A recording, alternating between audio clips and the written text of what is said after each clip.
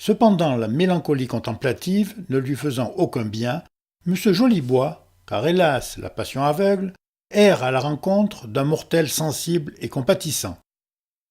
D'où le bruit se répand que c'est la bête du Gévaudan qui dévaste la contrée. Le maire se met à la tête d'une battue et l'on aperçoit la bête qui grimpe sur un noyer de 5 ans. Voyant tant de mortels sensibles et un maire compatissant, car hélas la passion aveugle, la bête accourt à grands pas et toute la battue s'enfuit à grands pas aussi. Cependant, les gardiens du télégraphe, s'étant aperçus de quelque chose, secouent ferme pour nettoyer l'instrument. Et toutes les lignes télégraphiques secouent aussitôt. Le ministre, étant averti que le télégraphe est dans un état de crise, se rend lui-même sur les hauteurs et s'assure que c'est le choléra qui s'avance sur la capitale. Aussitôt, M. Mondor joue à la baisse, M. de Pibrac accuse l'usurpateur, M. Grelot interpelle chaleureusement le ministre, M. Trucet se purge. La famille Trucet se fumige, la commission sanitaire se transporte dans tous les quartiers et elle découvre dans une chambre haute les 3 savants asphyxiés. La médecine, ayant analysé les 3 savants, déclare qu'effectivement, ils sont morts du choléra.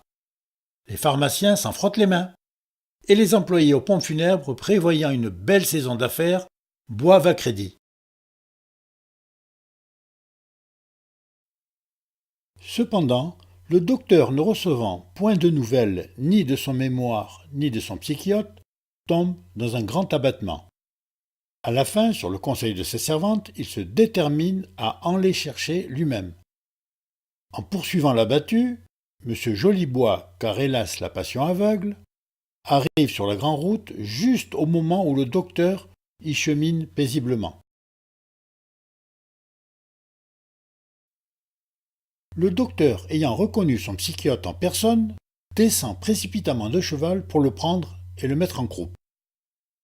M. Jolibois, ayant reconnu son docteur, car hélas la passion aveugle, rebrousse précipitamment pour lui échapper. Et se voyant poursuivi, il résiste. Et voyant que la servante s'en mêle, il détale. La lutte s'engage et la victoire se déclare. Après quoi, le docteur prend en coupe son psychiatre et continue son voyage. Arrivé à la frontière, le docteur est mis en quarantaine et on lui prend ses effets pour les fumiges.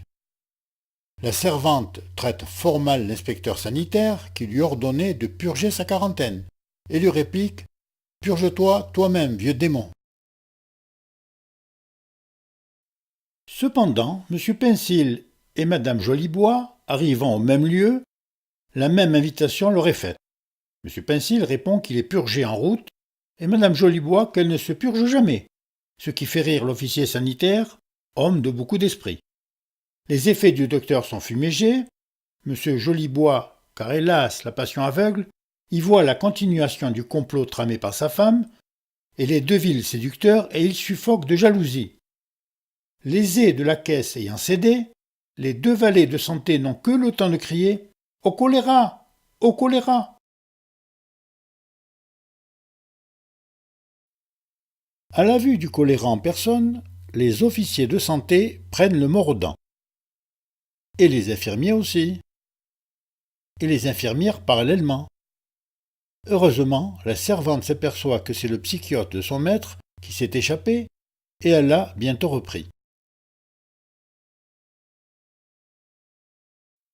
Accourue au bruit, Madame Jolibois reconnaît que c'est son époux qui est enlevé par une femme. Et à son tour, car hélas la passion aveugle, elle ôte son chapeau pour s'abandonner aux amertumes de sa situation d'épouse, et aux larmes de sa position de mère, et au rage de sa nature de femme.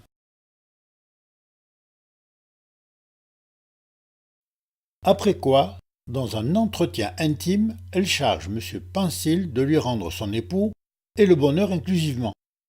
Cependant, le psychiatre, replacé dans un cabinet vitré, brise les vitres et se montre de plus en plus indomptable et effréné.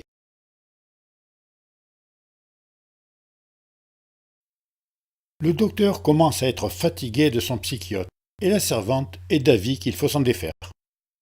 Sur ces entrefaites, M. Pensil introduit Mme Jolibois et il expose qu'elle vient réclamer un époux.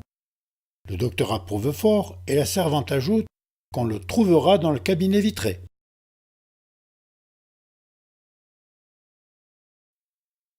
Première entrevue. Après quoi, M. Pensil prend la parole et émet à distance des propos adoucissants.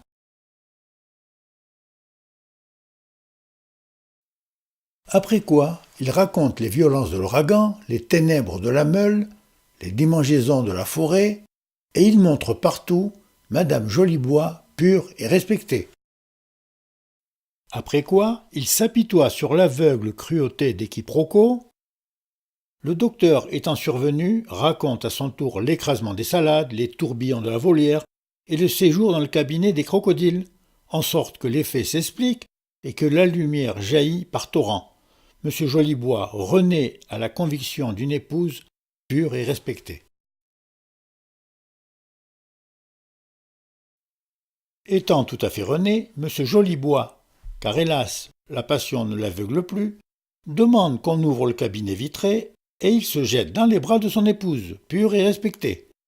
M. Pensil embrasse la servante et le docteur s'embrasse lui-même. Une voiture ayant été louée en commun, l'on reprend ensemble la route du pays et l'on recueille en passant le bourgeois et son chien qui étaient restés sur le télégraphe.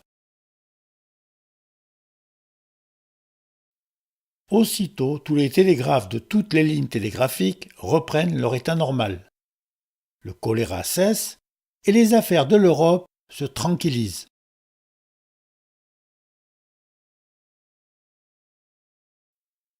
Tout est bien qui finit bien. C'était les aventures de M. Pensil ou la typologie du ridicule.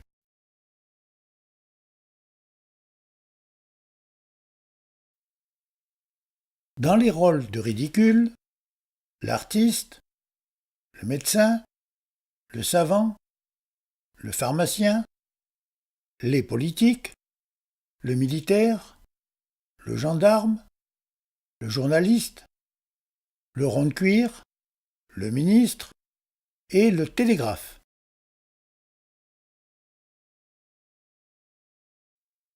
Aidés en cela par le petit Zéphyr, la servante, M. et Mme Jolibois, Georges Luçon et le petit chien.